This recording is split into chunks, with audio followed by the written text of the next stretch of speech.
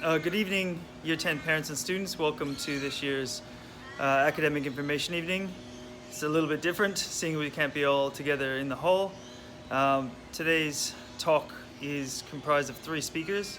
Firstly, Mrs. Robyn Ekberg, going through the idea of choosing a career and choosing a pathway towards a career and how you would go about doing so. Secondly, I go through the Senior School Leadership Program, followed by details about achieving the West Australian Certificate of Education, course and pathway selections, and Aquinas graduation. And closing off the evening will be a talk by Mr. Peter Gellin, Director of VET, going through the general pathways and all the details for courses for that. Hope you enjoy the evening. If you have questions or concerns, please contact your head of house, Mr. Gellin, or myself. Thanks kindly. Oh, hello and welcome. My name is Robyn Ekberg and I'm the Career Counsellor here at Aquinas College. Thank you for tuning in. I know all Year 10s and their parents are in the process of Year 11 subject selection, so I would like to talk you through some of the things to consider when making these important decisions.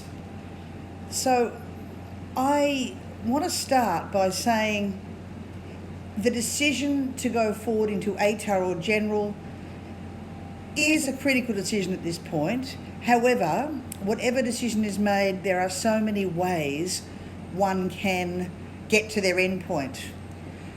We call it the ladder of the Australian Qualifications Framework. So if someone was to do ATAR and go directly into a bachelor's degree to university, that is one way. But other people go via a Certificate 3, Certificate 4, and then they go to a bachelor's degree. And we call that alternate entry to university. So there are many ways to get to the same end. If your intention is to go to TAFE, then working up the Australian Qualifications Framework from a Certificate 3 to a Certificate 4 to a diploma may be suitable for you. So Mr. Peter Gellin will talk more about the general pathways 1, 2, 3, 4. I would like to give an overview about the idea of making wise decisions. First of all, I'd like to talk about playing to your strengths. They say whatever our natural aptitudes are, then if we go with those, we're more likely to be energised and nourished by those choices. So if someone was naturally good at numerical reasoning, they may be suited to accounting and finance. If someone was high in spatial reasoning, they may be suited to design, looking at 3D and 4D perspectives. So it does depend on your own strengths, or your son's strength, as to what subject he should choose. And the opposite also is true. If someone goes against their natural grain or aptitude, it can be quite exhausting and demoralising. So just a note of caution there.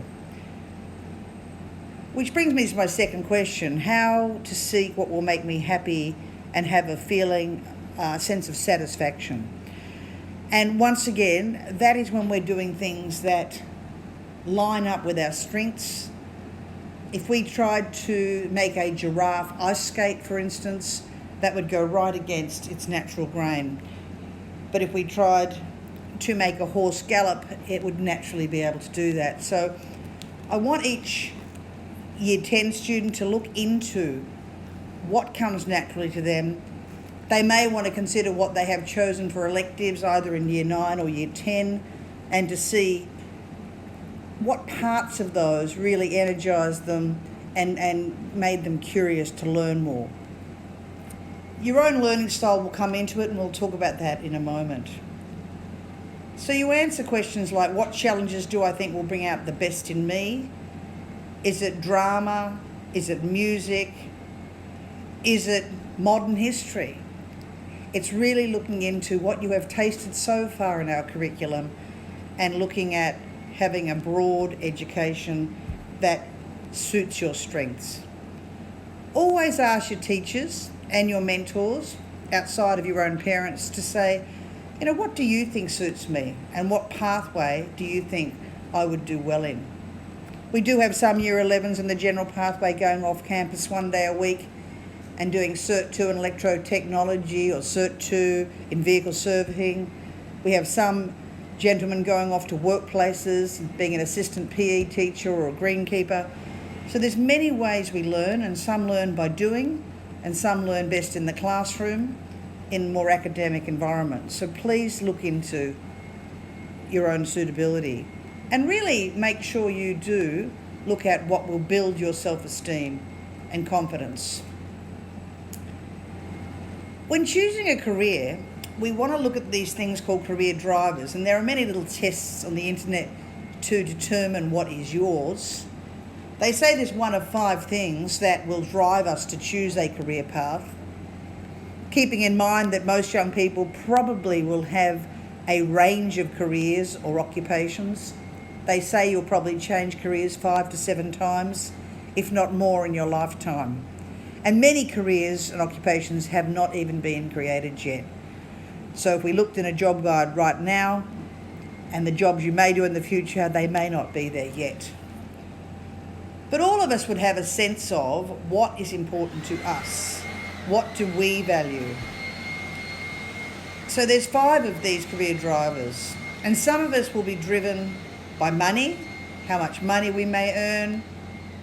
You can always look at websites like joboutlook.gov.au to find out the earnings and the growth of the industry. Some of us will be driven by security, making sure there is regular income coming in and we have a stable work environment. Many people at Aquinas are driven by the power to influence others and contribute. And that may be a key factor as to your choice of course at university or TAFE or at training in your apprenticeship. The other 2 are people who really are energised by being around other people, and they are driven by social contact, people's people. And the last one there is autonomy. Having a job or career that allows you to make your own decisions and adapt to your own work hours, as long as you're getting the job done. So there's a few key things to consider when looking at your career suitability. What do you enjoy, or what are you good at?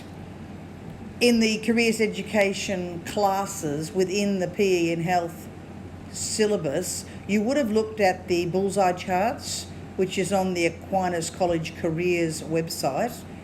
And if you pick your favourite subjects, whether that be PE or geography or applied information technology, it really answers the question, what jobs come out of those courses? So they're worth a look. The Moresby testing that was done for your son and that each Year 10 currently has access to will really look at 3 things, and I'm going to go into that in more detail in a moment, but one aspect is personality. And parents, you probably know your sons very well as to the sorts of courses and types of learning environments that would suit him. Some people thrive in the marine and maritime general course because they do love the outdoors, or the Cert 2 outdoor recreation. Other people really enjoy more indoor type courses, whether that be English or other HASS subjects. So look at what personality aspects affects that. In addition, the Job Outlook website can look at future job prospects. We know it's a really uncertain future at the moment with COVID-19, but as things settle down, things will pick up in our WA economy. The learning style is whether you learn visually, auditorially or kinesthetically, by seeing, by hearing or by doing. And once again, that's a critical thing to consider when choosing either an ATAR or a general pathway. At the end of the day, we do want your mental health to be in good stead and for you to be well. The Moresby results that can be accessed on app.moresby.com really did some testing on your son's aptitudes, his verbal, numeric, abstract, spatial and mechanical reasonings. And you can see that profile and suggested pathways that could follow depending on his strength. The other points to look at is options at 16 really suggest courses that you could study in year 11 and 12. So it's really important to look at that particular tab. The one next to it, options at 18, is what you could study after school in a tertiary environment, whether that be at university or TAFE or in an apprenticeship model. And there is also career suggestions. Now there is a mixer bar that you can use and play with as a year 10. Parents can get access to all this, but the young man whose program it is can be the one to make the changes and mark favourites and bin things. And the mixer bar can either focus on your personality or your interests or your aptitudes, and that can bring up new career suggestions, and you can even add ones down the bottom that may not have popped up for you. So I want to thank you for listening today, and I trust that the information that your son has gained through the career education program and by doing the Moresby has been of value, and that the course selection process is unfolding through your interviews with the course counsellors, and I wish you all the best in this process. Thank you for your time. It's John Van Dyke here, and I'll be outlining a few aspects of student leadership, as well as pathway and course selections for year 11 and 12. Firstly, the senior school leadership program was introduced to all students after the remote learning period finished by their heads of house. Boys have got a booklet which maps out the student journey for year 10 and the first part of year 11 for all students who want to go on the journey and earn the title of senior school prefect, some of whom might choose to decide to apply to be a college captain. If you go on the senior school leadership program, it is really about developing your personal leadership skills, ones you can use inside school, on the footy oval, in the rowing boat, in the workforce, and even just in your community. It's really about stepping you through different processes and challenges so you can reflect on who you are and who you want to become as a young man. All boys have been invited to attend the council meetings twice already, and they'll have a third opportunity to do so in the coming weeks. Then all year 10s who choose to go on the senior school leadership program will apply to join one council, and some might have already made up their mind. There are 12 councils, as you can see here, from the 4 houses to academic, justice, peace and advocacy, boarding, culture, divinity, service, sport, and student well-being. Once a student chooses a council, they will work with some other friends and council members to do a team challenge project to help reach the mission and goals of that council. All of those captains that are listed have worked with their representative staff members to co-lead the council since term 4 last year, and together with their other year 12 leaders, prefects, put together a mission statement and some goals, and it'll be the job of the year 10s to pick projects that are helping fulfill those goals. While doing so, they have different challenges. There's a company in the United States called Ed Design Lab, and you can look them up. They work with a lot of universities to make what are called badges. So something that you can go put on your resume saying, I've gone through it, gotten this qualification. And there's a lot of really high-end universities working with them in the United States.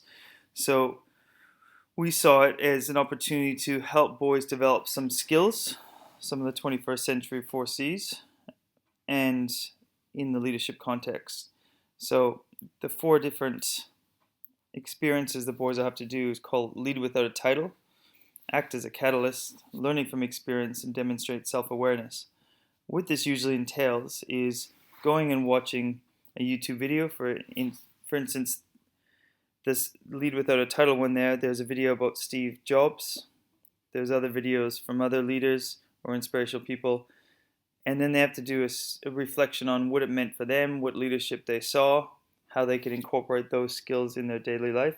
And then there's an experience, a challenge.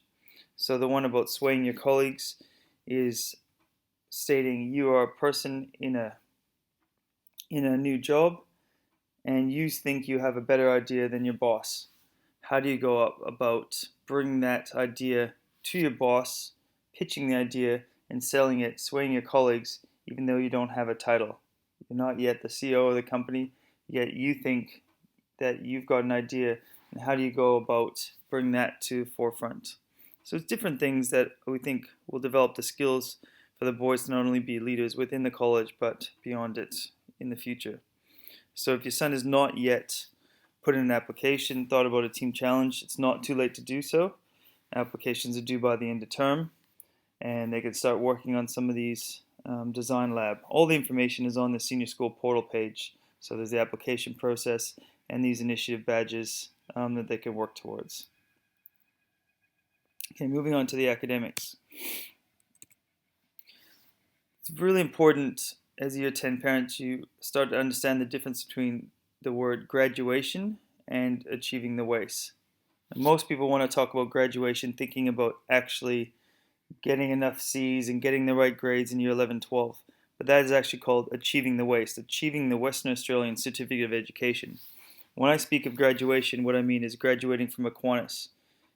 And that is very different, and it has nothing to do with the academics. It has to do with a Christian character. So to achieve graduation, all students must be involved in the service learning program. In the senior school, you have to do a core program, which puts you into a place working with people at the margins. Once you finish that core program, working through Mr. Richards, you have to do a reflection essay, which is due there. And over the course of Year 10, 11, 12, you'll get part of your report will say whether you're on track for that or not. So I'd recommend all Year 10s now get in. Year 12s, all but one have finished their service, so there's a bit of space to get in and start signing up as the COVID restrictions release. Secondly, religious education. If you're studying religion like ATAR, you have to have at least full participation in doing your best. Whether it ends up being a C, a B, A, D, that's okay, because obviously you're challenging yourself quite strongly to understand theology and at the ATAR level. But if you choose to do religion life general, it's a minimum C grade to achieve Aquinas graduation. And then you must go on the Year 11 encounter retreat and the Year 12 retreat. So if you've ticked all those boxes and engaged with service, religious education, and the retreat program, you will be eligible to graduate from Aquinas College. And the staff at Aquinas will really support you on doing that, but the boys have to do their bit to engage with those elements which are to develop their Christian character.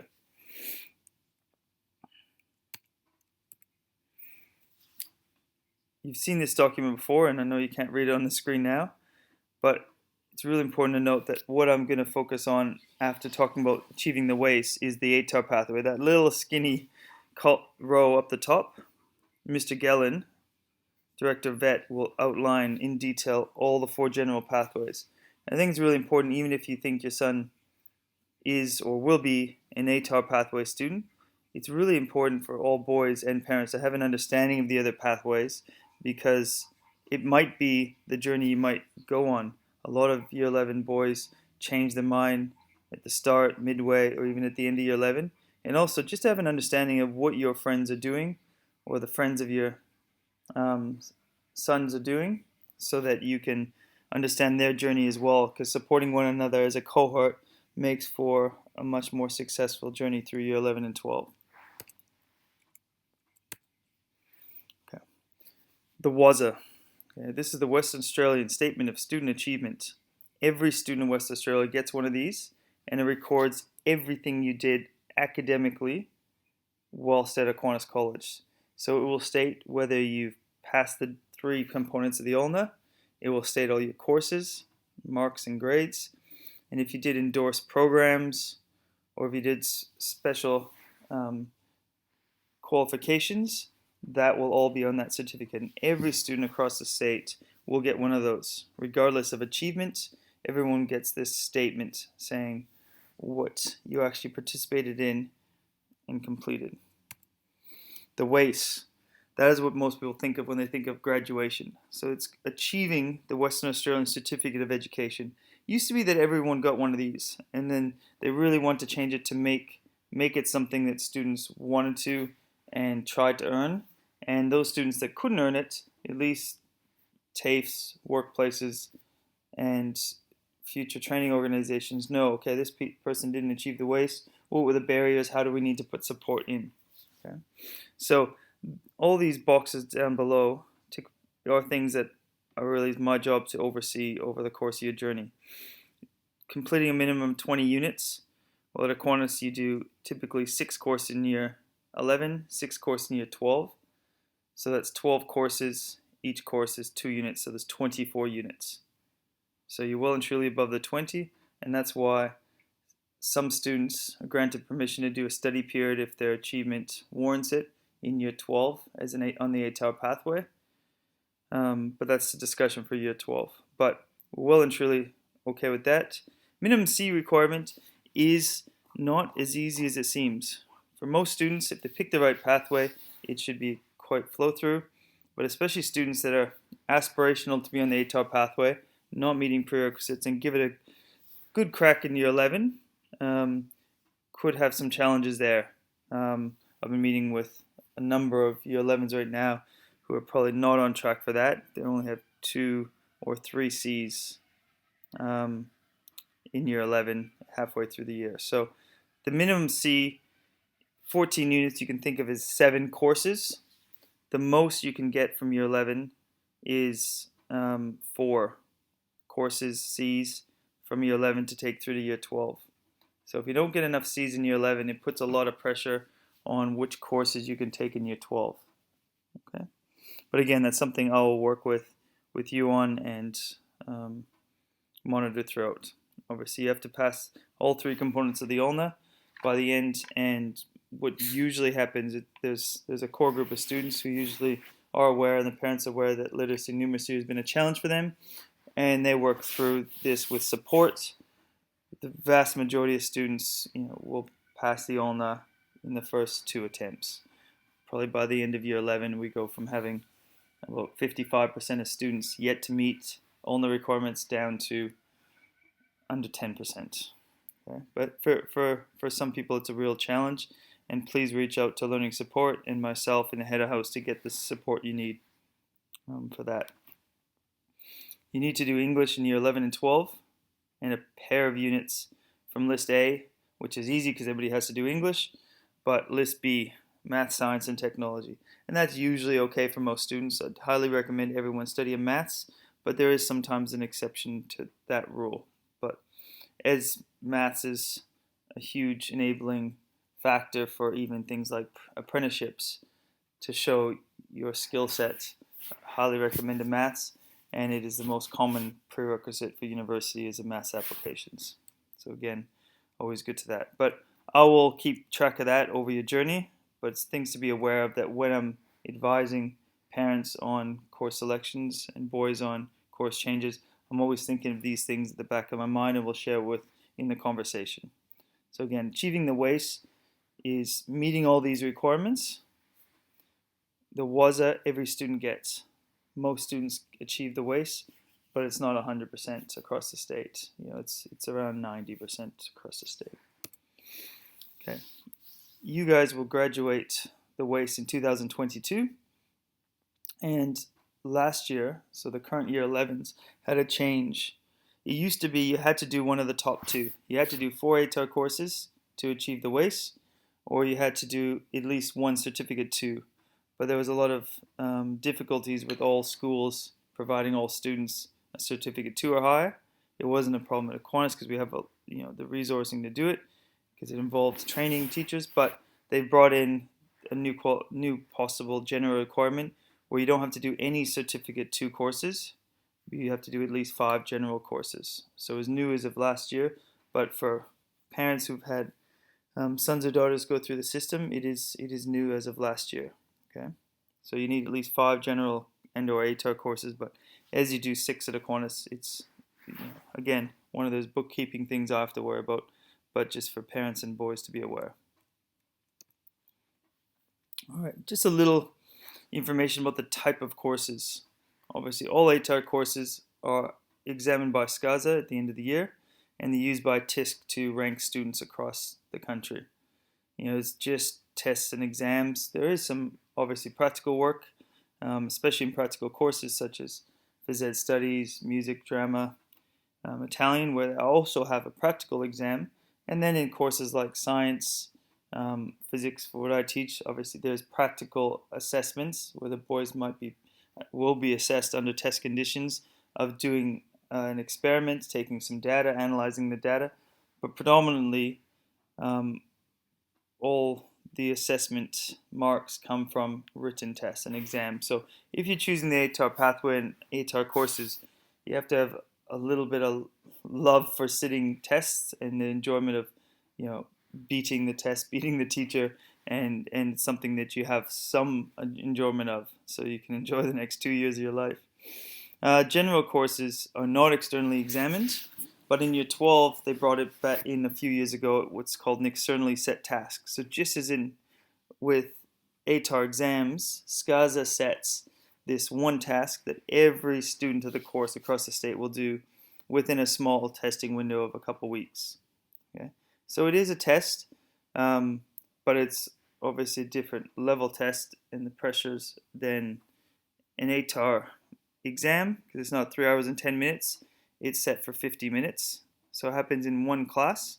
But for many students, it's the same amount of stress as an ATAR student might feel for their WACE, because it's set by SCASA. Their teachers haven't seen it before they sit it, and it gets assessed. So it's a real challenge for students on the general pathway, but it was brought in by SCASA to try to bring some accountability and comparability across schools, to know that schools are giving appropriate marks on the general pathway, because there was no real method of moderation in the general courses. So now at least they can say, well, overall, on the externally set task, the course average was a certain number at Aquinas, but then the marks for all the other assessments are much higher, much lower, and that's more or less similar to other schools. So there's not been any change of marks ever. They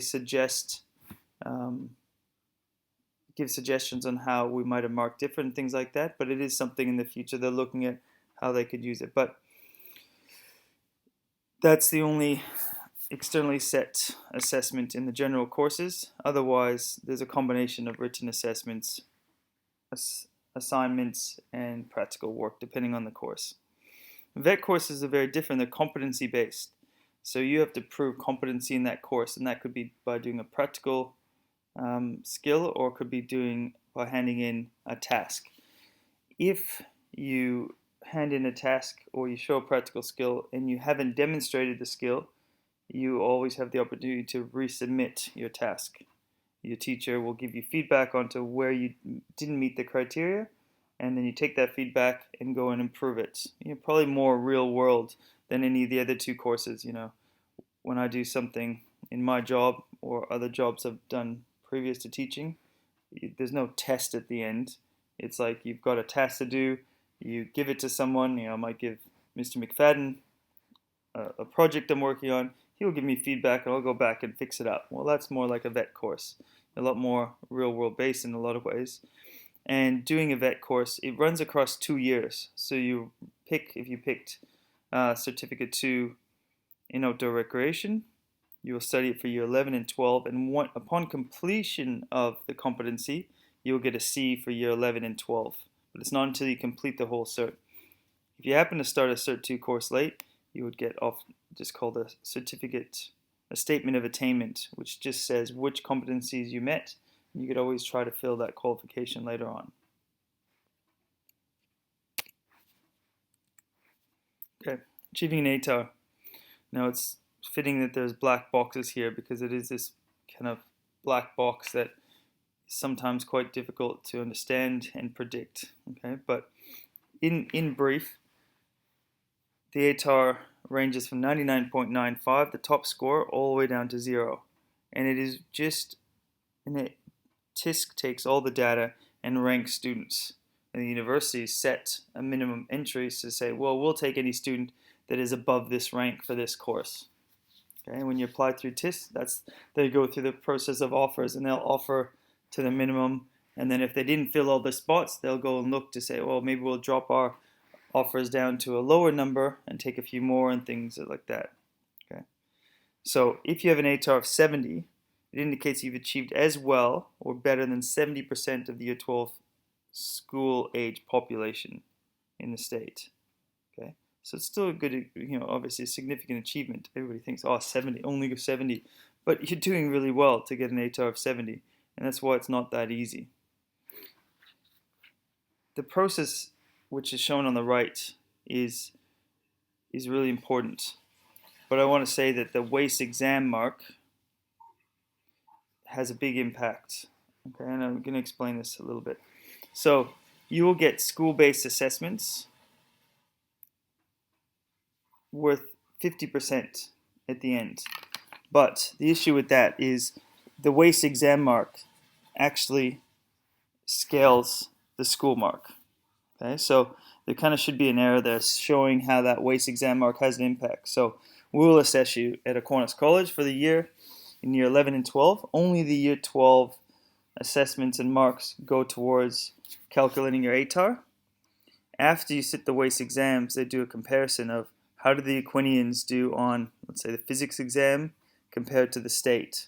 So if Mr. Hiddy and I put in a score of the average score for the Aquinas physics group was 67, and the state is usually around 59. If on the WACE exam our boys get 67 and the state gets 59, well, it's perfect, and that's probably going to bode really well.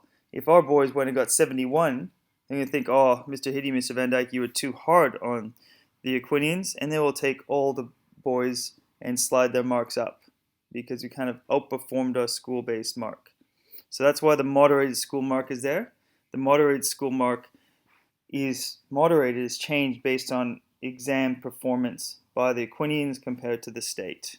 Okay, so that's 50% for the WACE exam and 50% for the school exam is not so true. It's actually the moderated, like it shows there, the moderated school mark, because the WACE exam affects what that moderated school mark is. And same thing if the Aquinas let themselves down on the WACE, if there are some issues, or Mr. Hiddy or I forgot to teach a whole unit and then they bombed that unit, that's going to obviously moderate their marks down. But in the end, the WACE exam and the moderated school mark will give them a course combined score. And then there's a standardization process and a scaling process. And all that will get a scaled score for physics.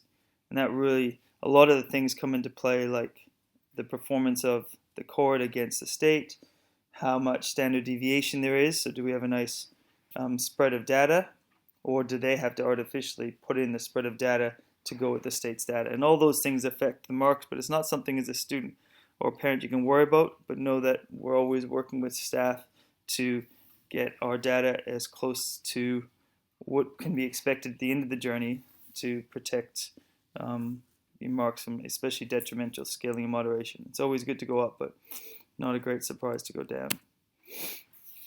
All right. Then they take your top 4 scaled course scores, add them up, and you get a mark out of 100, and then that's turned into a rank out of 99.95. As you see there, if you're doing method specialist or a language, in Aquinas it'd be Italian, but I know some students are studying another language through SIDE, you get a 10% bonus. So even if it doesn't count, so let's say you studied Italian and you ended up with 45, and it was your 5th best ATAR, you will still get 4.5, 10% of your 45, added to your TA out of 400. So let's say your top 4 happen to be human biology, chemistry, English, and maths applications, and they added up to 350. Well, you get 354.5 because you get the 4.5 from the Italian bonus, and then they divide by 4 to get to your ATAR.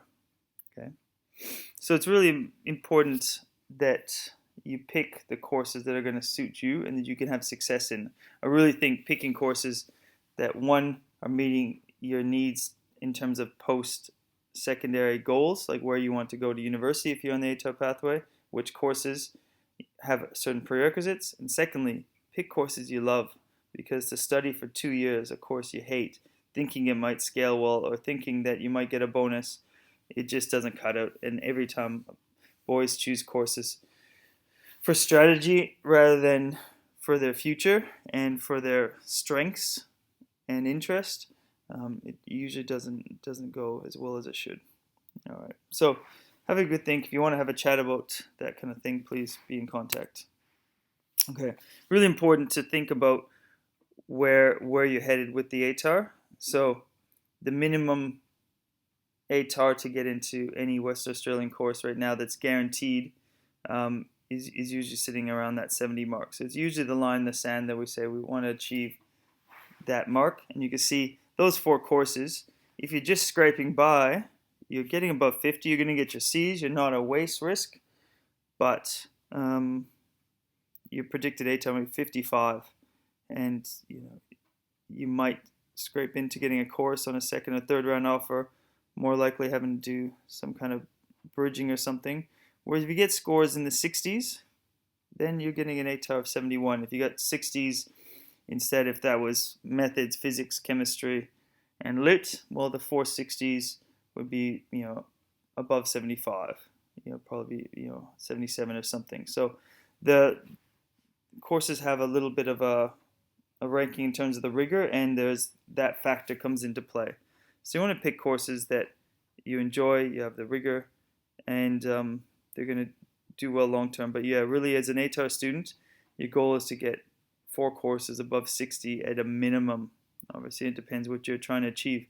Some of you are trying to achieve a 98, 99 to get direct entry to some big courses like law and medicine. So then you're looking at scores in the 80s. Okay, 80s. All right, where to go from here? Hopefully you've already seen this, but if you've not been there yet, please take the time to go look at the course outlines and actually read a little bit about the courses you're going to study before you put them on your course selection form. Because just because you liked the Year 10 biology course doesn't mean that you're going to love the Year 11 human biology course or the Year 11 biology course. You actually have to see what's in the course. What's the difference, other than obviously it's about humans, but between human biology and biology? You actually look and say, okay, well, if I study human biology, I'm going to learn about the endocrine system, I'm going to learn about the respiratory system, and the way I'm going to be assessed is through writing some extended responses, etc. And that really suits my learning. Or actually, when I look at the biology course, it's actually more ecology based and about plants and animals. So to understand what the course is about, all comes from this page, Course Outlines 2021, under the academic tab on the community portal. It's really important you take a good look at the course you might study to help make a wise decision. And obviously talk to students that study those courses, talk to teachers that teach those courses and say, what is it about? Show me some sample assessments. Let's talk about the portfolio if you're going to do a course such as design or metalwork, MDT metal. Do some research so you know what you're getting in for. Prerequisites. I know already there's a little bit of worry around the prerequisites, and you haven't got, well, as of yesterday you got your report. When I'm doing this now, you haven't got it, but Monday, so yesterday you would have got your report. The prerequisites are set to ensure boys have success in year 11 and 12. They're not set as a barrier to success. They're actually set up to help guarantee success. I've only been in this role for, I think this is my 2.5 years or 2 years now. Yeah, actually 2 years now. But I've been involved in course selections and timetabling and course advising for 10 years. So after that amount of time, you get a pattern of, well, results in year 10 play out this way through year 11 and 12. Okay, boys that have this much success in year 9 and 10, and this is how they're tracking, will be a successful ATAR pathway student or struggle on the ATAR pathway. And there's always a chance that someone turns a corner, someone turns in the effort, but there is real patterns here, and we want to set you up for success. going into year 11, choosing a bunch of courses that you don't have the prerequisite knowledge, you don't have the focus on tests and exams and doing them well, will end up being trying to patch together year 11 courses as the year goes on, and the timetable is already built. So we do it to help support boys' success. Now, every form will come across my desk, the last and final signature, and whether you go through and the 6th course you choose or not will be my decision in the end. And I will engage with parents and boys to have a conversation around areas I see that are a concern. Okay, so if we really think about the prerequisites, I'm totally 100% behind any student that looks and says, well, I want to do these 5 ATAR subjects. I've only met the prerequisite for 4 of them, but I really love this course, and I know if I put my mind to it, I could do that. So they're challenging them. It's going to be a challenge regardless to do 5 ATAR, but there's one course that you're not quite there. That's fine. That's totally fine. I support you on that. It's when you're not meeting the prerequisite for 3 out of the 5 or 4 out of the 5, then we're probably not setting you up for success, and we'll have to have a conversation about how we can set you up to have a good year 11 and get you ready to, 1, be on track to achieve the WACE, secondly, be on track to get an ATAR that's going to get you in the doors to university. If we can't do those 2 things together as a parent-student school conversation, we're failing, and we need to look at what are alternatives to make sure we have some success. Okay. General pathway students, this also applies to you, is making sure that you're going into courses in the general pathway that you have interest with, that you've done in year 10, or you've shown that you have the competency to do so. Because, there's challenges for everybody on every pathway. But the ATAR students are the ones that sometimes, if you're a bit too aspirational, we can get to semester 1 as, probably 10% of the ATAR pathway students in year 11 have been in my office in the last week and a half, and we're talking about WACE risk. So we want to choose wisely now to make sure that it's a really good decision, because it affects people's feelings of self-worth and being able to do it. And what we see is the boys having success in year 11 builds on to more success in year 12, and that's what we want for our students, to feel that they can do school well, they can keep going on to training, whether it's apprenticeship, TAFE, university, that having success at school will help them want to go further and get more training to get the jobs and careers they want down the track. You'll get this form tomorrow, students, but it'll have all your semester 1 results there. So it's looking at this form in light of prerequisites, picking a pathway, picking 6 courses, and being mindful of prerequisites when you do so. As soon as you get that, go to the back. If you're a general pathway student, that top table is really important. If you've not met with Mr. Peter Gellin, it's a good idea to do it before you fill it out. And then all students have to go to the bottom table, sign it themselves, their parents, their head of house, and Mr. Gellin if you go on the general pathway. And then bring it into Miss Mewburn, and during weeks 9 and 10 I'll start going through them, no doubt having a call to chat with some students and parents early term 3 to fine-tune any selections. Okay, so if you don't hear from me, it's all good, but I probably won't get the time to look through the 360 forms across year 11 and 12 till during the holidays. So you'll probably be in contact early term 3. All right, so this is kind of the journey we've been on. You did careers through term 1 with your health phys ed teacher. Then we launched the course outlines page so you could take a look at it. The last couple of weeks, all the year 10s have done some pathway and course counseling. I'd like to thank all those staff members. We had Miss Woodhouse, Mr. Heyman, Mr. Montgomery, Mr. Fielding, Mr. Chapman, Mrs. Pekatich, Mrs. Ekberg, Mr. Gellin, Mr. Powell, and myself. So a huge team of 10 going through all of them. If you've not already done so, the next kind of step before you fill out subject selections, probably talking to your teachers, talking to heads of department, just to chat about where you're at, which course you want to do, and then handing in the forms during week 9, June 26th. I guess my final suggestion is a handshake between parents and boys before this form goes in, so that you talk about what are your expectations as parents and what are your expectations as a student of the year 11 and 12 journey.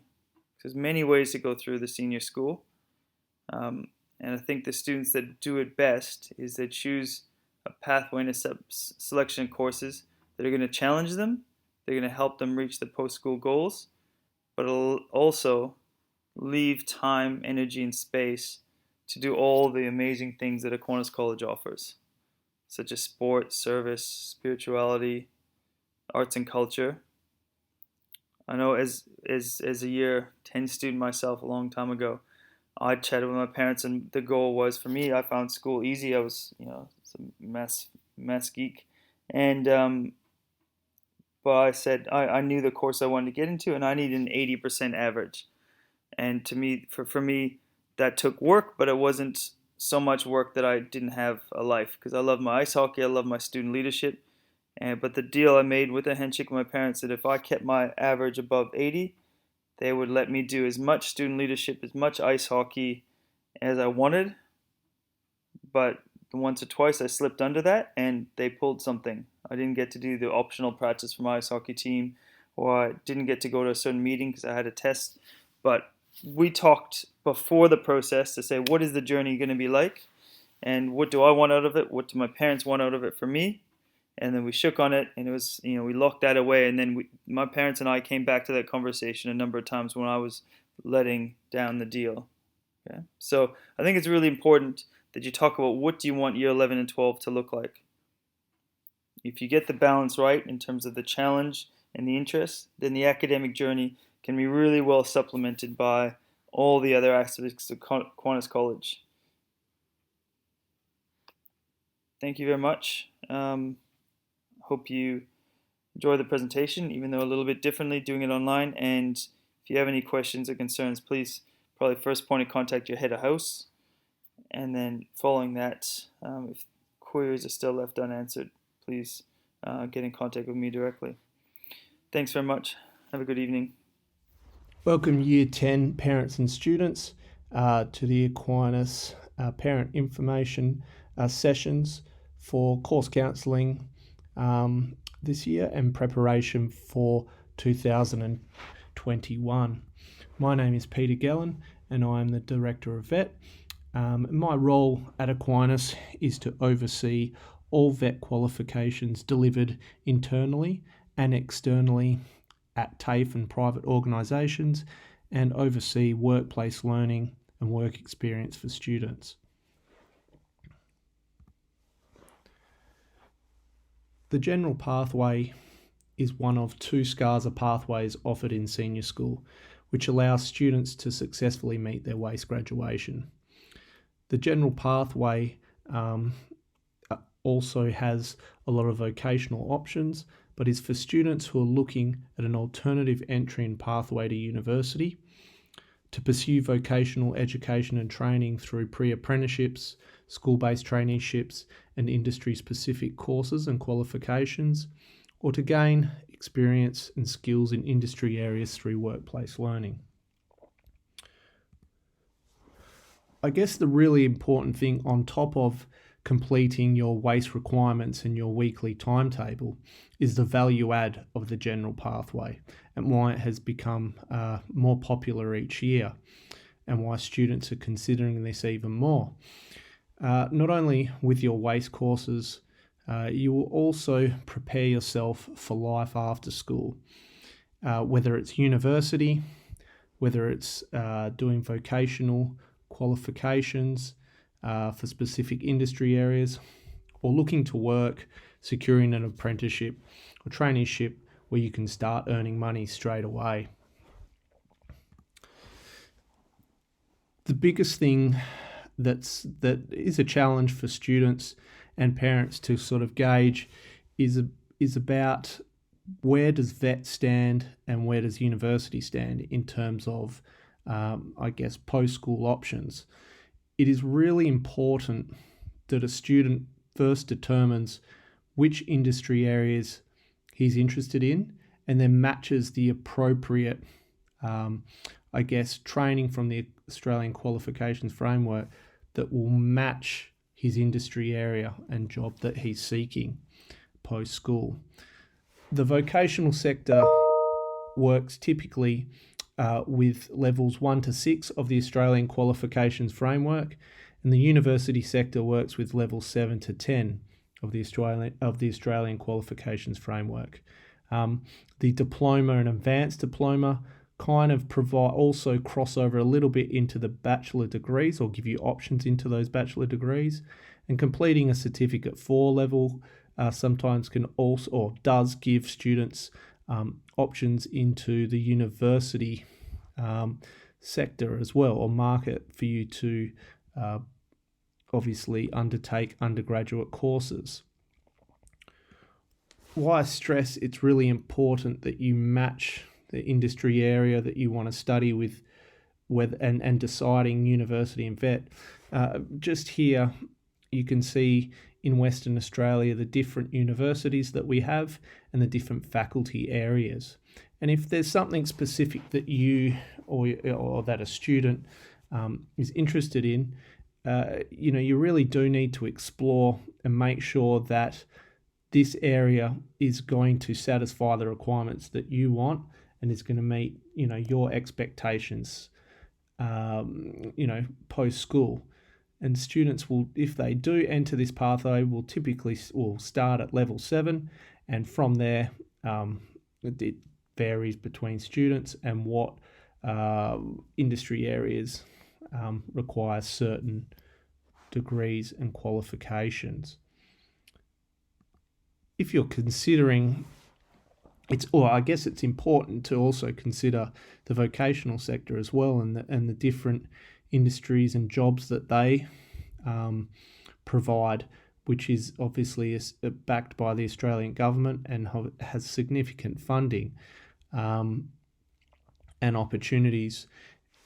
And if your son is looking for, or a student's looking for careers in these industry areas that TAFEs and private organisations provide, then vocational education is the appropriate way for your son to continue post-school, but he can also value add while he is still at Aquinas by preparing himself with vocational options that will set him up for the long term. What is also popular amongst students down the general pathway is undertaking pre-apprenticeships and traineeships. And sometimes they can get a little bit confusing. There's a lot of lines in this diagram here. But essentially, most students, or within year 11 and 12, students predominantly undertake pre-apprenticeships. That is at a certificate level 2. An apprenticeship is a certificate level 3. And they can be done, obviously, the benefits of that is they can be done, over 4 years. And if you complete a pre-apprenticeship earlier or during year 11 and 12, you can be credited towards less training and obviously increased pay. So there's significant advantages completing pre-apprenticeships at schools. A school-based traineeship is different. It's work experience plus doing vocation or completing a vocational qualification, and they can be done at a certificate 2, certificate 3, and certificate 4 level. A lot of students like these options because they can do work experience and get paid and complete their qualification during school. And they typically can take 12 to 18 months for that qualification.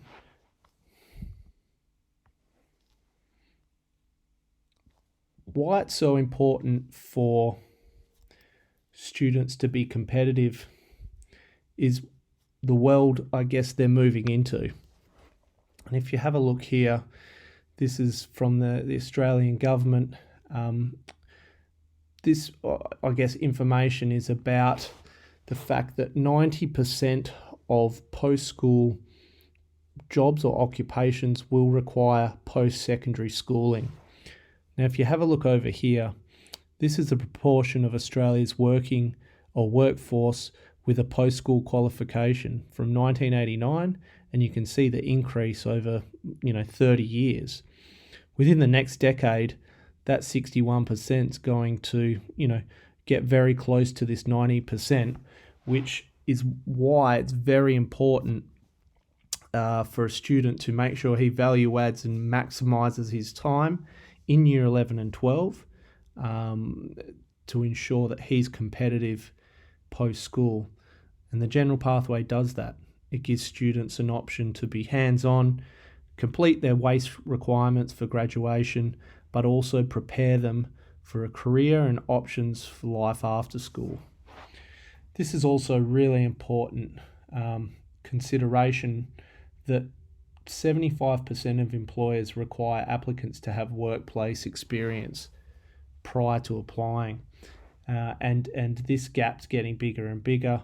So it's really important that students, do consider workplace options and work experience because they're transferable and they are, very much required by employees. Down the bottom here, you can also see just in this table in the bottom right, this shows the unemployment rate that can be expected by each level that you or year you leave school from year 10, and based on your post-secondary qualifications and post-school qualifications. So if you have a look here, the unemployment rate for someone who leaves school in year 10 is significantly higher to someone that completes an apprenticeship or a certificate 4, diploma or bachelor degree. And you can see up the top here that students that do complete this, their employment prospects are significantly higher to someone who would leave school at year 10 or year 11. On the side here is just some national data about median weekly earnings based on what your level of post-school qualification is. And the important thing is if you do not engage any qualifications, how I guess your income potential, your earning potential is significantly less. So I guess the data stresses the importance of post-school qualifications to be competitive and ensure you have a job in the future. Some great things that are happening in Western Australia.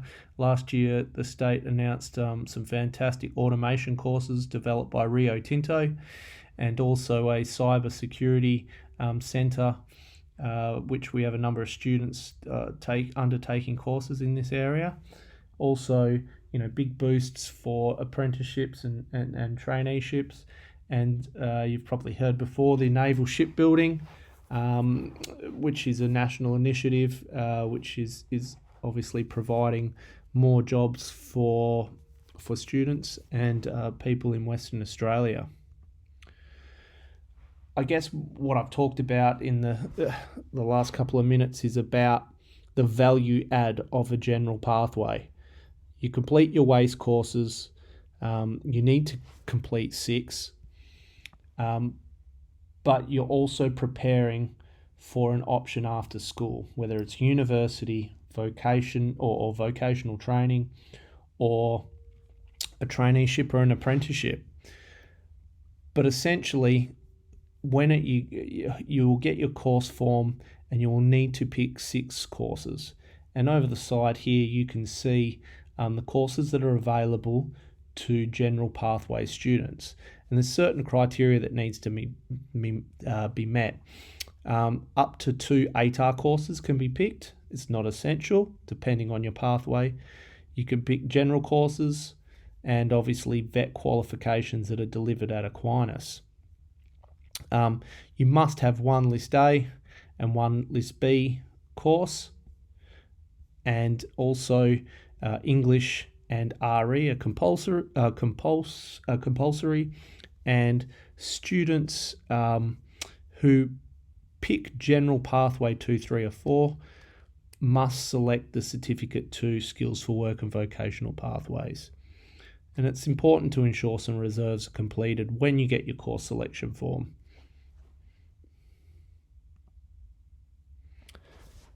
General Pathway 1 is the Alternative University Entrance Program.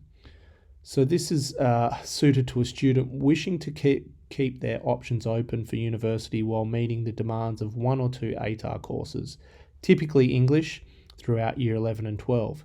Successful completion of a Cert 3, then a Cert 4 qualification provides students with an alternative entry into a range of undergraduate courses with an acknowledgement of a notional ATAR.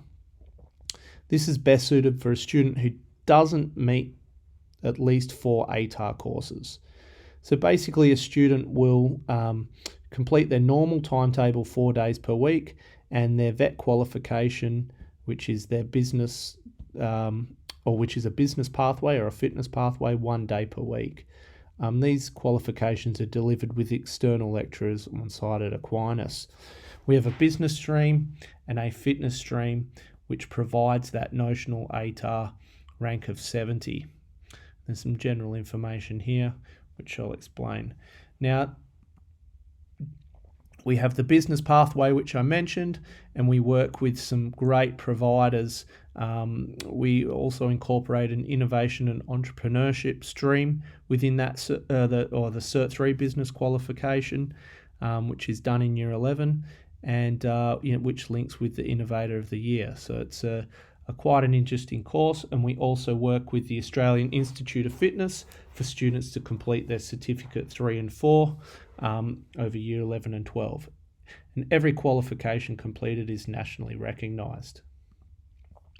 The biggest challenge and decision for students who are on the brink of 4 ATAR and still want to want the rigour of the ATAR pathway but aren't meeting those requirements it usually comes down to the English component. Now, English ATAR is the most preferred way, or the simplest way to meet university requirements. There are some options where students can sit something called a STAT test post Year 12 for university, but it's not as easy as it seems. And it's what we've provided on our portal this year is some tips about English competency and university. So some goals for students to think about, that it's not just a walk in the park.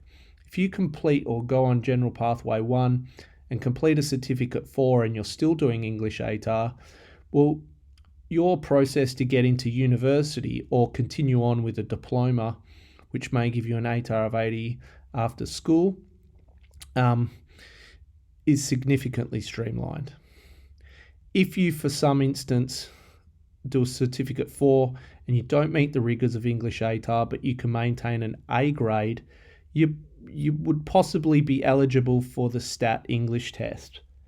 And if you pass that, you would obviously be able to eligible for undergraduate courses. If you're doing a Certificate 4, if you're doing a Certificate 4 and you're getting a B or C grade in English General, then you're really looking at university preparation or bridging courses or portfolio entry to try and get into university. So, they pose some challenges. So you've really got to consider if Pathway 1 is the right option for you based on your level of English. There's no harm in giving it a try, but obviously the further you are this way, it does make life a little bit easier. But alternatively, if you do finish your Cert 4 and your English grade is, a B or a C, you can also continue on the vocational or pathway by completing diplomas and advanced diplomas as well. Still a significant amount of employment prospects that way. So it's really important to discuss with your course counsellor and myself about, if you're going down pathway 1, what you really need, and if it's the right thing to do, and you're setting the right goals to maintain the highest possible English grade, and obviously with English ATAR the preferred. General Pathway 2 is quite a popular option, and it focuses on industry-specific vet courses, qualifications, pre-apprenticeships and school-based traineeships. This is best suited for a student who has career interests in industry areas that require specialist industry training. By completing these qualifications with workplace learning while at school provides significant employability advantages for a student.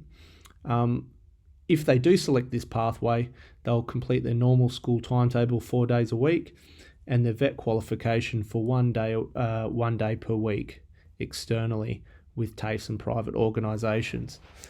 This is just a snapshot of some of the pre-apprenticeships that are available in different industry areas, some school-based traineeships that are available in a range of industry areas, and obviously if you're looking at TAFE to do, non-technical options, there's plenty of options there, and these are typically been the most popular options among Aquinas students going to TAFE.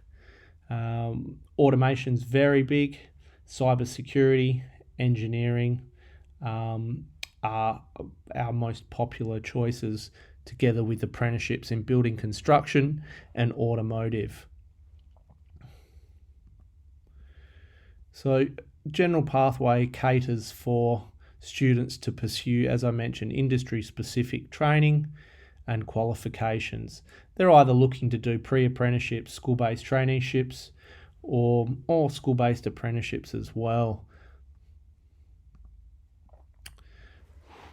There are a heap of options available, and the best way to look for your options for General Pathway 2 is to go to the college portal, the academic tab Vet, courses by industry, and we'll give you every course that's available that you can do in a pre-apprenticeship, traineeship or TAFE setting. There's also options where you can apply for your qualifications, but we will assist you, and once your course form's submitted, we will take you through that process. As you can see, there's a significant amount of information to help assist you with determining if this pathway or the specific option for General Pathway 2, in this instance is electrical, might be appropriate for your son. The key thing with General Pathway Option 2 is it's very competitive. Once your course selection forms are submitted, you will receive correspondence from Vet at Aquinas, which will provide you links to apply for all the General Pathway 2 courses from TAFEs and private organisations and associated work placement. All the organisations that Aquinas deal with have various due dates for these applications, and we will notify you and make sure that you have the correct due dates to make sure you can meet all the deadlines. Applications that are already available are the Master Plumbers Association, the Plumbing Pre-Apprenticeship, which is a 1-year qualification that's currently open already, a lot earlier than usual, and the Construction Training Fund, which does pathway trades in all the trades, plumbing and construction management. They are open and they're filling very quickly. So if you have any consideration there, do speak to myself and I can help you there. Also, the College of Electrical Training is very popular. Electrical apprenticeships and pre-apprenticeships are very popular amongst Aquinas students. And to be eligible to get a pre-apprenticeship, you need to complete a readiness assessment. And these are the dates that will be available and we will send to you within this fortnight range to complete the testing. South and North Metro TAFE have the most, have the biggest range of TAFE courses available, and they have their application lines open from the 1st of July to the 31st of August. The application process may require some or all of the following and are very competitive. Some will require testing, an interview, a resume, school reports, references, and certificates. And as I mentioned, we will send out the information to you to assist you in the process and make sure you're submitting the correct requirements for applications. They are very competitive, so you do have to be very organised. General Pathway 3 is for a student who is not undertaking any external vet qualifications or workplace learning. They are at Aquinas completing their 6 courses that will enable them to graduate from school. And they obviously have a choice of all their general vet and vet courses that are delivered at Aquinas. And the key thing is they are looking to ensure that they complete their WACE graduation. General Pathway 4 is another popular option for students, and that's our workplace learning program. Students basically participate in workplace learning 1 day a week in Year 11 over 2 semester-long placements. And they have to complete a minimum of 110 hours for Year 11, which will credit them with units towards their graduation. There are a range of options, jobs, industry areas that students can pursue.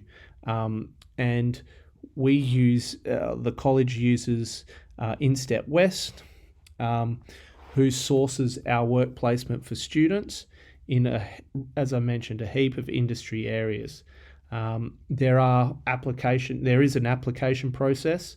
There's also, once that's submitted, an interview for your son and requirements that he must adhere to ensure that he obviously logs his hours and completes and keeps getting employer feedback. It's a great way for students who are not sure of what industry or job they might want to pursue and they're still sort of 50-50. This really helps them make that decision-making process. We have seen a large proportion of students who've stayed on this pathway option for Year 11 and 12, by the end of Year 12, have been offered an apprenticeship in their chosen area because they've demonstrated to employer, that they can work as a team, they've got great skill sets and they're really employable. So this is the right option. I guess the difference between Pathway 4 and Option 2 is that Option 2 has the vet qualification, whereas workplace learning is going out to employer to I guess, experience what's out there and develop your skills and understanding of that industry to see if you would like to pursue that after school. We also on our portal have an InStep or workplace learning section, which will help you answer a lot of questions that you need to know. I do have to make mention that Pathway 1 and 4 are joint parent and school funded initiatives as well, and they do provide costs when you go onto our portal of those options. I guess in closing, the Aquinas portal under vocational education Year 11 course selection provides you a heap of information, and we're happy if you give us a call to take you through it. But there's a lot there and a lot to process. But at the end of the day, there's a significant amount of options available for your son. This is another document available on the portal as well for general pathway students, and this is just a guide to step you through the course selection process, which is another, I guess it helps you, take the stress out of something that at times can be a fairly complicated process, however keeps all options open for your son. In closing, I'd like to thank you, and if you have any questions, please feel free to email petergellin@aquinas.wa.edu or vet@Aquinas. All the best.